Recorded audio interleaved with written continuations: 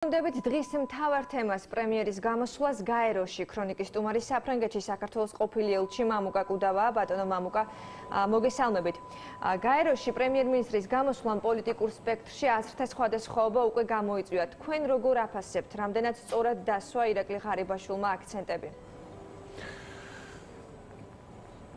ამ გამოსვლას დიდი ინტერესი ელოდა საზოგადოება, რა თქმა უნდა, იმიტომ რომ პირველი გამოსვლა იყო პრემიერ-მინისტრისა, თან მას წინ უძღოდა ხომ ეს კამათი კვირების განმავლობაში თუ მიწავიდოდა იქ პრეზიდენტი თუ პრემიერი, აქედან გამომდინარე, მთავრობა ილაპარაკებს, რა თქმა უნდა, რომ ეს იყო განსაკუთრებული გამოსვლა, ოპოზიცია იტყვის, რომ არ ვარგოდა, მაგრამ თუ ობიექტურად მიუდგებით, რა თქმა უნდა, იყო მასში დადებითი მომენტები და ყოველთვის იქნება ისეთი რაღაცები, რაც შეიძლება კიდევ უფრო მეტად ეთქვა გაეროს. აი, რამდენიმე გზავნილი რომ გითხრათ, რა მოგეწონათ და რა არ მოგეწონათ? დიახ, დადებითი ცალსახად უნდა აღინიშნოს ის გზავნილები, რაც მან გააჟღერა საგარეო პოლიტიკის შესახებ.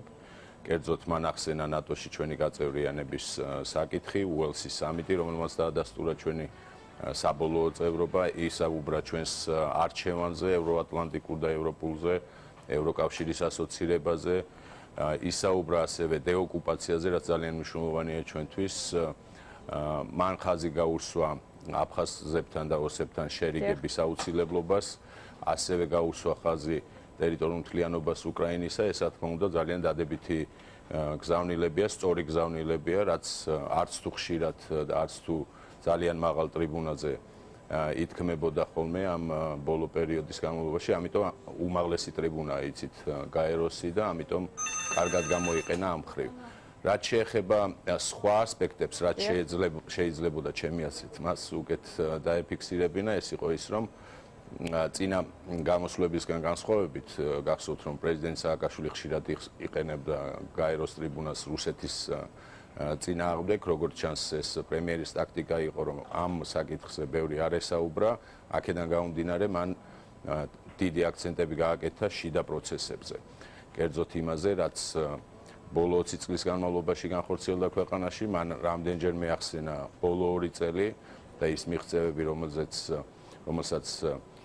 აქვს საქართველოს, აი აქ კი, რა თქმა უნდა, ეს საკმაოდ დაშორდა რეალობას, იმიტომ თუ ვისაუბრებთ ეკონომიკაზე თუ ახალ რეფორმებზე და ზოგადად ის კონცეფცია, რომელიც ის სიტყვათა ფრაზების ერთობლივობა, რომელიც გამოიყენა ახალი დემოკრატია, პრემიერმა აქ რა თქმა უნდა სატრაბახო ამ ახალმთავრობას ძალიან ბევრი არ აქვს. გასაგებია. ოპონენტების ერთ-ერთი კრიტიკა უკავშირდება იმას, რომ პრემიერმა რუსეთი მკაცრად არ გააკრიტიკა. ანუ თქვენ რა პოზიცია გაქვთ?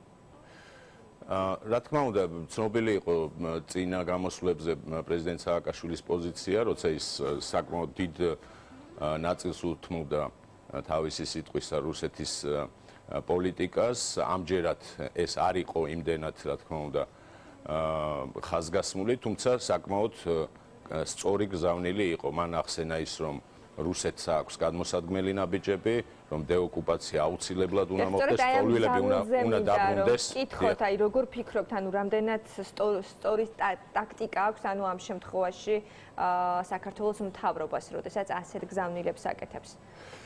ჩემი აზრით, რა თქმა უნდა, რა გზავნილების გააკეთა, ეს იყო სწორი, უბრალოდ შეიძლებოდა ცოტა მეტი ესაუბრო ამაზე, საკმაოდ დიპლომატიური ენითაც, ანუ არ იყო აუცილებელი ისეთივე ტონი, როგორც პრეზიდენტ სააკაშვილის ჰქონდა ხანდახან, მაგრამ თავარი ის არის, რომ ჩვენს პარტნიორებს აი ესეთი გამოსვლებით უნდა მივცეთ სწორი თხოვნა გზავნილი, თუ საით მივდივართ და რას ვთხოვთ მათ და როცა ჩვენ ხაზს უსვამთ მხოლოდ იმას, რომ ჩვენ ვათბობთ ურთიერთობას რუსებთან და ეს არის ორმხრივი პროცესი და ამაში თითქოს არ ფიგურირებს მესამე ძალა, იქნება ეს დასავლეთი ნატო, ევროკავშირი თუ სხვა.